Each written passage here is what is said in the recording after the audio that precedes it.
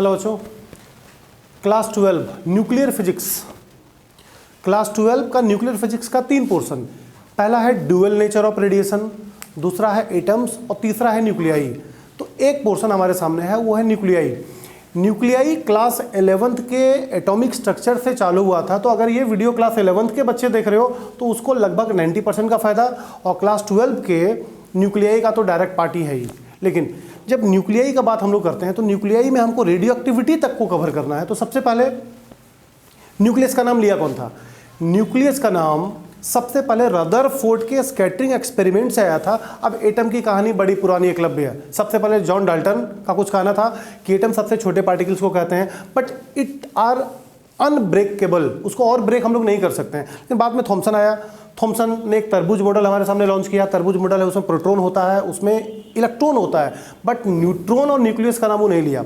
उसके बाद फिर रदरफोर्ड ने एक स्कैटरिंग एक्सपेरिमेंट किया जिसमें गोल्ड थीन फॉल एक्सपेरिमेंट था। इसके थ्रू उन्होंने बोला कि हर एक एटम का एक पॉजिटिवली चार्ज सेंटर होता है, विच इज कॉल्ड न्यूक्लियस। हर एक एटम का अपना एक पॉजिटिवली चार्ज सेंटर है, विच इज कॉल्ड न्यूक्लियस। मतलब न्यूक्लियस का नाम सबसे पहले निकला रदरफोर्ड के मुंह से, और उनका कहना था कुछ ऐसा कि nuclei, the name of nucleus comes from Rutherford scattering experiment. According to Rutherford, whole mass of atom are placed at centre.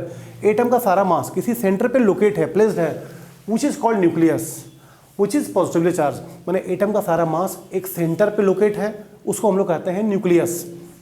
और इसके डिसएडवांटेज के थे। रदरफोर्ड के तो एडवांटेज बहुत सारे थे कि सारा एटम का मास एक बिंदु पर केंद्रित है, जिसको हम लोग न्यूक्लियस कहते हैं, जहाँ पर सारा मास होता है और वो पॉजिटिव चार्ज है। ये आज तक सत्य है। लेकिन कुछ बात में जो रदरफोर्ड डिमेरिट्स में चले गए, पहला था कि do not explain the stability of nucleus. Nucleus का स्टेबिलिटी को डिफाइन वो नहीं कर पाए, और न्यूक्लियस के स्पेक्ट्रम के बारे में कोई बात नहीं कर पाए। न्यूक्लियस का स्पेक्ट्रम, ये उनका डिमेरिट्स था, और न्यूक्लियस का स्टेबिलिटी को एक्सप्लेन वो नहीं कर पाए।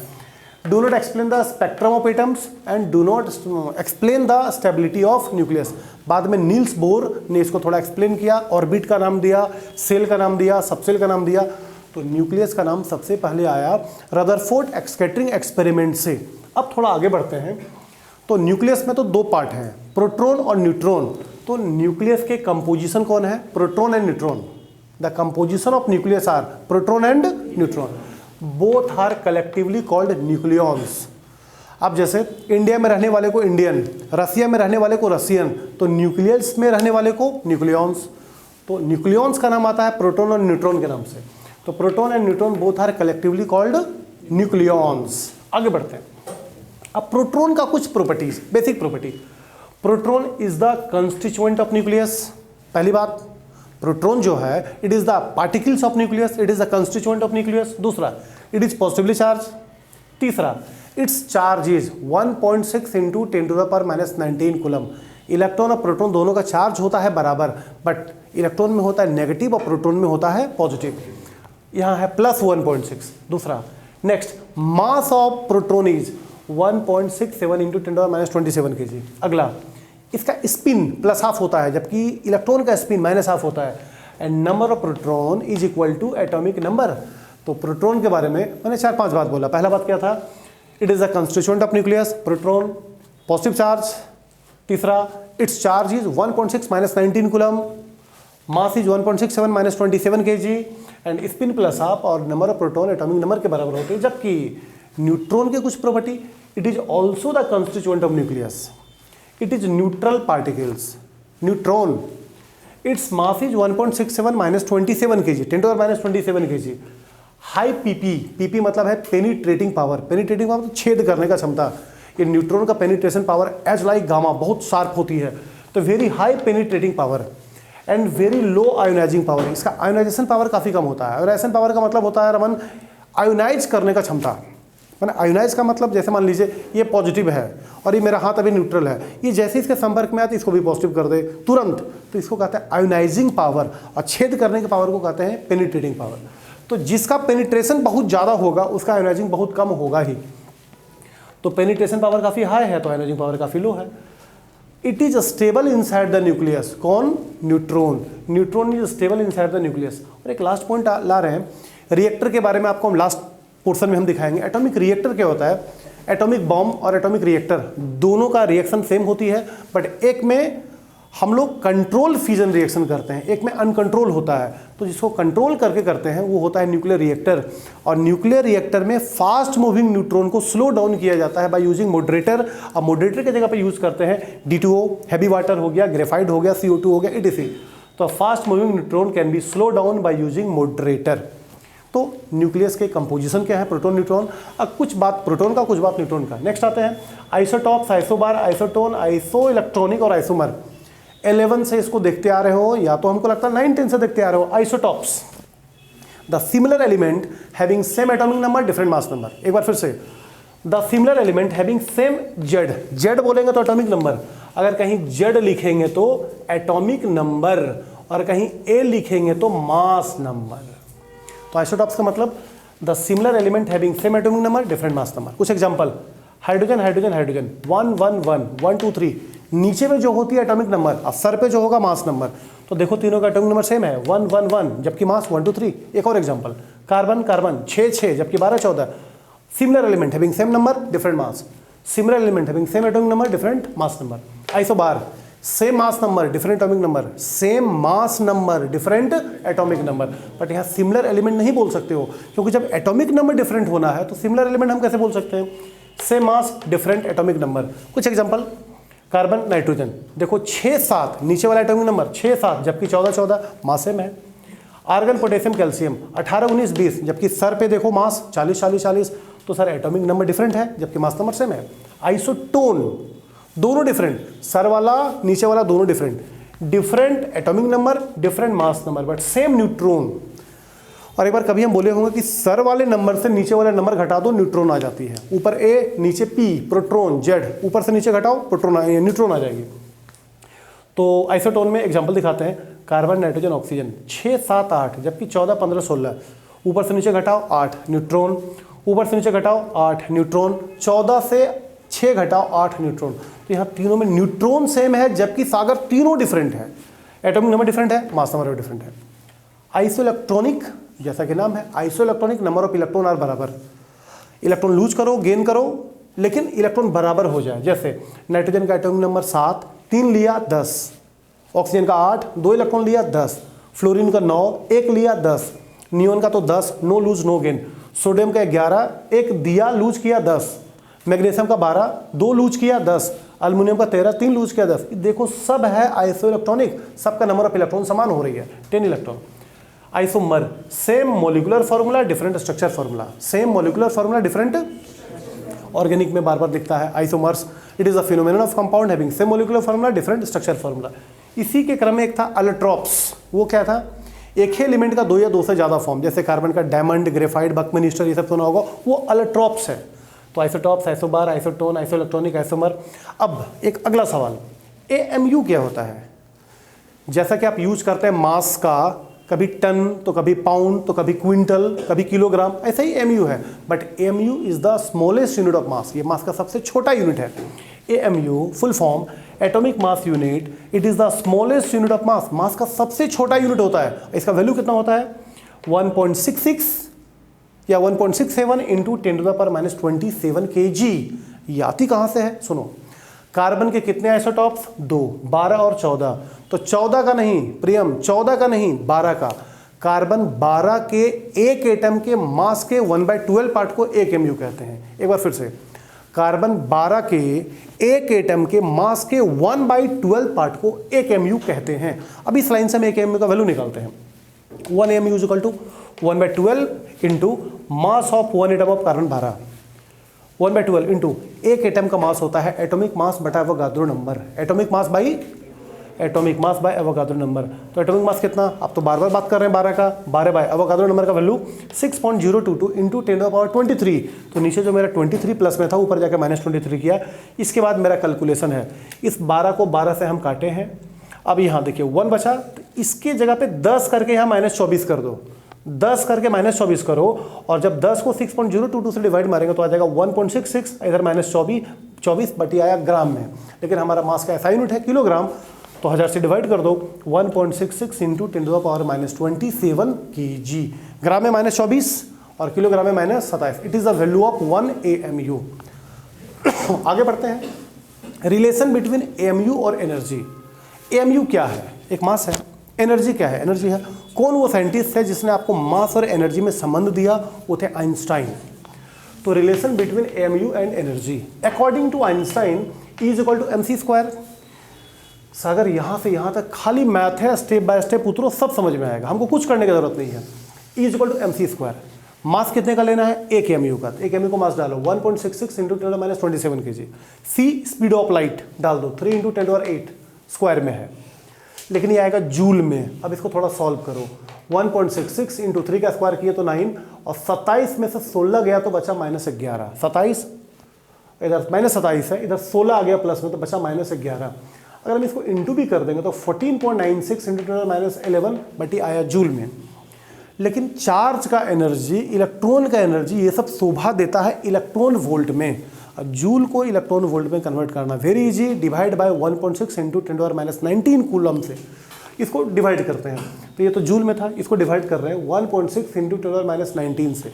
तो नीचे -19 है, ऊपर जाके +19 किए। 19 में 11 गया, बचा 8। 8 में से इधर तो 8 बचा है, और 14.96 को 1.6 से डिवाइड जब मारे तो आ गया 9.33, और इधर 8 इलेक्ट्रॉन वोल्ट, क्योंकि जब इतना से डिवाइड कर दिया था तो जूल कन्वर्ट हो गया था किसमें? इलेक्ट्रॉन वोल्ट में। अब 2 पॉजिटिव करो, 2 नेगेटिव में आएगा। 10⁻6 को बोल देना मेगा, यानी कि 933 मेगा इलेक्ट्रॉन वोल्ट। मेगा का मतलब 10⁻6, क्योंकि सागर 2 पॉइंट हम घसका चुके हैं।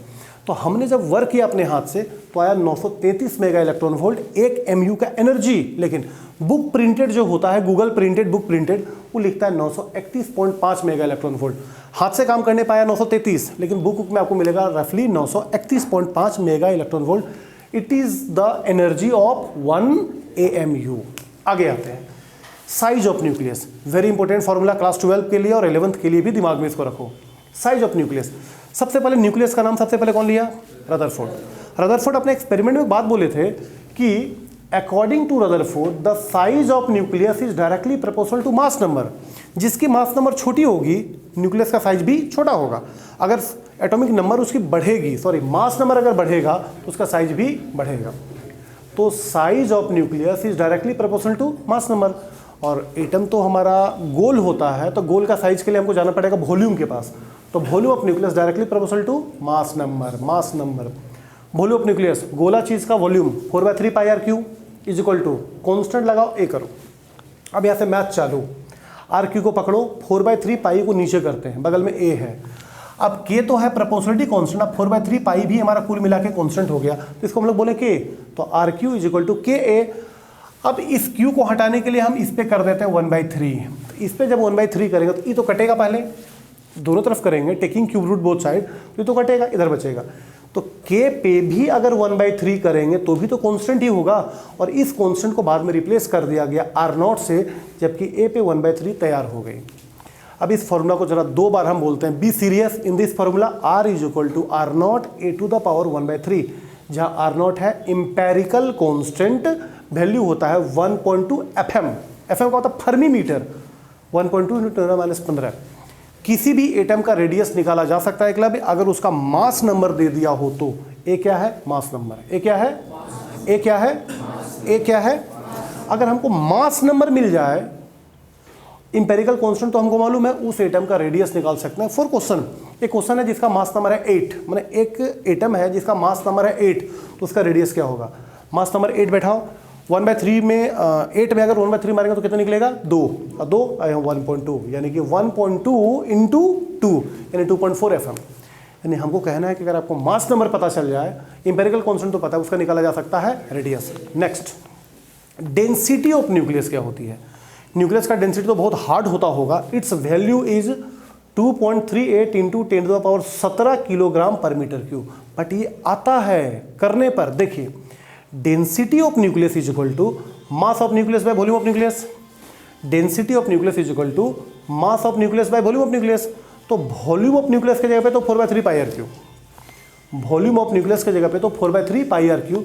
अब मास ऑफ न्यूक्लियस के जगह पे काम करना होगा, सबसे पहले A into mass of each nucleus, etch nucleons. मतलब अगर न्यूक्लियॉन बोले तब तो प्रोटॉन और न्यूट्रॉन हो गया, अगर न्यूक्लियॉन बोले तो प्रोटॉन और न्यूट्रॉन हो गया, और दोनों का मास बराबर होता है इंटू ए कर दिए, और ईच न्यूक्लियन का मास हमारा होता है 1.6 इंटू 10⁻27 kg, क्योंकि न्यूक्लियंस का मतलब प्रोटॉन और न्यूट्रॉन और दोनों का मास होता है बराबर, और ए हो गया टोटल नंबर ऑफ न्यूक्लियंस। तो अब यहाँ पर मेरा कैलकुलेशन चलेगा, नीचे आर की जगह पे हम यूज किए हैं R0 a⁻1/3 का होल क्यूब। जब सारा वैल्यू को हम पुट किए हैं, कुछ काटे हैं तो हमारा वैल्यू आ गया है 2.38 इंटू 10⁻17। नीचे मेरा कैलकुलेशन है, इस ए को तो इस ए से काटे होंगे, क्योंकि ए पे 1/3 और बाहर का 3 है, ये दोनों कटा। अब 4/3 का वैल्यू मालूम है, पाई का वैल्यू मालूम है, R0 का वैल्यू मालूम है, इसका वैल्यू मालूम है। नीचे सिर्फ सॉल्व करने पे आ रहा है 2.38 into 10⁻17 kilogram per metre cube. It is the density of nucleus. Next, nuclear force का प्रॉपर्टीज। प्रियम, तुम्हारे क्लास 11th में है ग्रेविटेशन फोर्स, क्लास 12 के शुरू में मिला है हमको इलेक्ट्रोस्टैटिक फोर्स। तो जो इलेक्ट्रोस्टैटिक फोर्स पढ़ेगा वो इलेक्ट्रोस्टैटिक फोर्स का प्रॉपर्टी पढ़ेगा, जो न्यूक्लियर फोर्स पढ़ेगा न्यूक्लियर फोर्स का प्रॉपर्टी पढ़ेगा। तो फिलहाल ये चैप्टर का नाम है न्यूक्लियस, तो यहाँ पर कुछ न्यूक्लियर फोर्स का प्रॉपर्टीज। पहला, it is the strongest force of nature, ये नेचर का सबसे स्ट्रॉन्गेस्ट फोर्स है। क्लास 11th के शुरू में हम लोग पढ़े थे, क्लास 11th के शुरू में हमारे पास था सम बेसिक फोर्स, जिसमें सबसे कमजोर ग्रेविटेशन, इसके ऊपर है वीक न्यूक्लियर, इसके ऊपर है इलेक्ट्रोमैग्नेटिक फोर्स, और सबसे ऊपर है स्ट्रॉन्ग न्यूक्लियर फोर्स। तो it is the strongest force of nature. It is non central force, जो सेंटर पे काम नहीं करता है, वो ग्रेविटेशन सेंट्रल है। अगला, it is not depend upon charge, ये चार्ज पे डिपेंड नहीं करता है। प्रोटॉन प्रोटॉन, न्यूट्रॉन न्यूट्रॉन, अब प्रोटॉन न्यूट्रॉन के बीच का फोर्स बराबर होता है, इसका तो चार्ज पे डिपेंड नहीं करता है। It is short range force, काफी छोटे रेंज में काम करता है। अरे भाई, करता भी तो न्यूक्लियस के अंदर में है। अगला, इट इज सैचुरेटेड फोर्स, माने ये नियरेस्ट नाइबर पे काम करता है, दूर के पार्टिकल्स पे काम ये नहीं करता है। It only act on closest neighbour, ये पड़ोसी पे काम करता है, दूर पे नहीं। So it is saturated force. It is spin dependent, ये स्पिन पे डिपेंड करता है। दो पैरेलल न्यूक्लियन का जो न्यूक्लियर फोर्स होता है ज्यादा होता है एंटी पैरेलल न्यूक्लियन के स्पिन से। इशारा किया, पैरेलल का ज्यादा होता है और एंटी पैरेलल का लेस होता है। It is a small component of repulsive force, nuclear force में तो मेनली अट्रैक्टिव होता है, बट छोटा सा पार्ट में रिपल्सिव फोर्स भी होती है। तो it has a small component of repulsive force, spin dependent, saturated force, short range force, not depend upon charge, non central, strongest force of nature. अब न्यूक्लियस के अंदर में आते हैं, मास डिफेक्ट क्या होता है।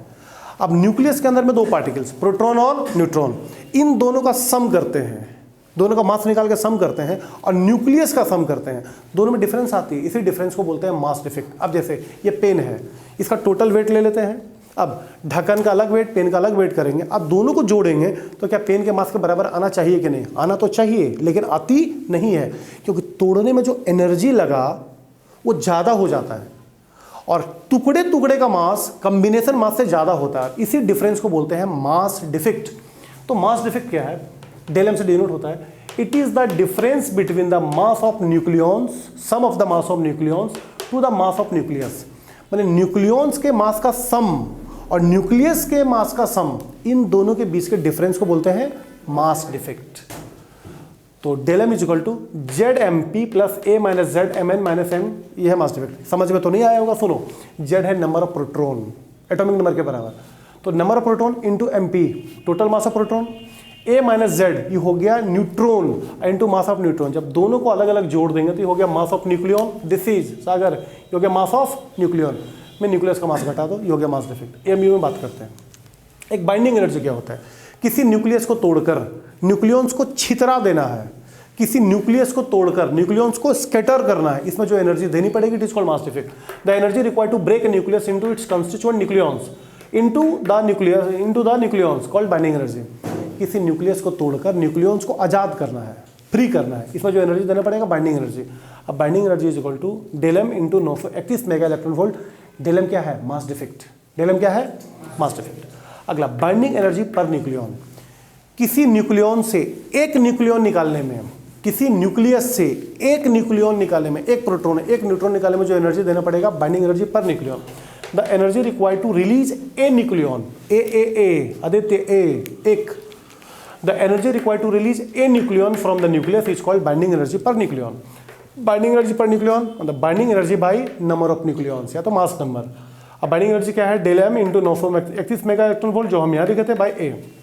बट एक लाइन, जिस न्यूक्लियस की बाइंडिंग एनर्जी पर न्यूक्लियन जितनी ज़्यादा होगी उसकी स्टेबिलिटी उतनी ज़्यादा होगी। जिस न्यूक्लियस की बाइंडिंग एनर्जी पर न्यूक्लियन जितनी ज़्यादा होगी उसकी स्टेबिलिटी उतनी ज़्यादा होगी।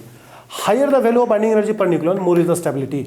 एक ग्राफ यहाँ पर आपको बुक में दिखेगा, हीलियम, देखिए ये जो नीचे नीचे है वो सब ऑड नंबर इलेक्ट्रॉन वाले हैं, लिथियम, बेरिलियम, नाइट्रोजन, फ्लोरीन, और जो टॉप पे है वो है इवन नंबर वाले, हीलियम, बेरिलियम, कार्बन, ऑक्सीजन।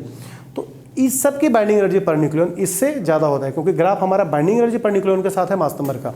और सबसे टॉप पर कौन है? आयरन।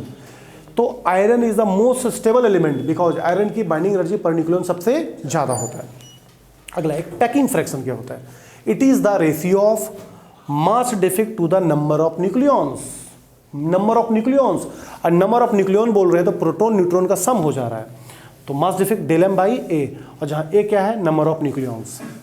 ये तो अभी तक हम लोग बात कर रहे थे न्यूक्लियस, न्यूक्लियस का साइज, न्यूक्लियस का डेंसिटी, न्यूक्लियस का रेडियस, उसके बाइंडिंग एनर्जी, न्यूक्लियर फोर्स। लेकिन अब second part radioactivity. Radioactivity का डिस्कवरी कौन किया था Priyam? Becquerel. Radioactivity discovered by Becquerel accidentally. कभी क्लास में आपको कहानी सुनाए होंगे कि फोटोग्राफिक प्लेट पे वो कुछ देखें तो अचानक उनको लगा कि यहाँ पर कुछ अनयूजुअल चीज़ें हो रही है, लेकिन जब तक वो दुनिया वाले को बताते उसके पहले अल्लाह को प्यारे हो गए हो। लेकिन एक डायरी में सारा चीज़ को लिख के रखे थे, वो डायरी किसके हाथ में लग गया? Marie Curie, Pierre Curie. अब बाद में मैरी क्यूरी, पेरी क्यूरी ने उसका सारा घटना को रिपीट किया और दुनिया वाले को एक्सप्लेन किया कि रेडियो एक्टिविटी नाम का कोई चीज़ था, होता है, जो कि बैक्यूरल सर कर रहे थे, तो बाद में उसको एक्सप्लेन किया मैरी क्यूरी, पेरी क्यूरी। तो रेडियो एक्टिविटी क्या होता है? The spontaneous ejection of certain radiation from some element. Spontaneous, स्वतः, खुद। The spontaneous ejection of certain radiation from some element when it is expose in nature. जब उसको nature में expose किया जाता है तो the element which do this type of work is called radioactive element and the phenomenon is called radioactivity. Phenomenon is called radioactivity. Radio active element को अगर हम इलेक्ट्रिक फील्ड में expose करेंगे तो उससे कुछ रेडिएशंस निकलती है, एक चल जाती है पॉजिटिव प्लेट की तरफ, एक नेगेटिव प्लेट की तरफ, एक सीधे। तो जो पॉजिटिव प्लेट की तरफ गई वो नेगेटिव चार्ज वाली है, वो बीटा है, और जो नेगेटिव की तरफ गई वो पॉजिटिव चार्ज वाली है, वो अल्फा है, और गामा न्यूट्रल है, सीधे चली जाती है। अब अल्फा, बीटा, गामा में प्रॉपर्टी में क्या डिफरेंस है? तो अल्फा, बीटा, गामा, 9 प्रॉपर्टी आपके सामने। सबसे पहला आइडेंटिटी, अल्फा की आइडेंटिटी हीलियम से, बीटा की इलेक्ट्रॉन से, गामा की हाई एनर्जेटिक रेडिएशन से। अल्फा का चार्ज प्लस, बीटा का चार्ज माइनस, गामा का neutral. Magnitude of charge, how much positive? 2 unit positive, 1 unit negative, neutral. Mass, alpha का मास प्रोटॉन के मास का 4 गुना, तो प्रोटॉन का मास है आपको मालूम 1.67, 4 से गुना कर दो, या तो 6.67 इंटू 10⁻27 kg। बीटा का 9.1 इंटू 10⁻31 kg, और गामा का नेग्लिजिबल। वेलोसिटी, लाइट का वेलोसिटी का 10वां भाग, c/10, क्लोज टू भी, मैंने लाइट के वेलोसिटी के लगभग बराबर, यहाँ तो पूरे बराबर। पेनिट्रेटिंग पावर, छेद करने का क्षमता, लो, इससे इसका 100 गुना ज़्यादा, 100 टाइम्स अल्फा से ग्रेटर, और बीटा से गामा का 100 गुना ज़्यादा, यानी कि गामा का पेनिट्रेशन भयानक होता है। अगला आयोनाइजिंग पावर, और इसका पेनिट्रेशन लो है तो आयोनाइजिंग हाई होगा, और इसका अगर बहुत ज़्यादा है तो वेरी लो होगा। अगला इलेक्ट्रिक फील्ड पे क्या हुआ? इलेक्ट्रिक फील्ड में देखा कि बैंड हो गया अल्फा नेगेटिव प्लेट की तरफ, बीटा बैंड हो गया पॉजिटिव की तरफ, और गामा स्ट्रेट पास कर गया। मैग्नेटिक फील्ड पे इफेक्ट, तो मैग्नेटिक फील्ड पे ये साउथ पोल की तरफ बेंड करेगा, क्योंकि साउथ काम करेगा नेगेटिव का, नॉर्थ काम करेगा पॉजिटिव का। तो ये तो रेडियो एक्टिविटी का शुरुआत है, लेकिन लास्ट पार्ट जो इसका हम लाएंगे उसमें nuclear fission, radio activity law, इसके अलावा आपका न्यूक्लियर रिएक्टर, एटॉमिक बम, उसमें मैं आपको बम बनाना सिखाऊंगा, और वही बम जो जापान पे गिराया था अमेरिका वाला लोग हिरोशिमा नागासाकी पे, क्योंकि ये एटॉमिक बम और एटॉमिक रिएक्टर हमको सेकंड पार्ट में करना है। फिर मिलते हैं सेकंड पार्ट में। धन्यवाद।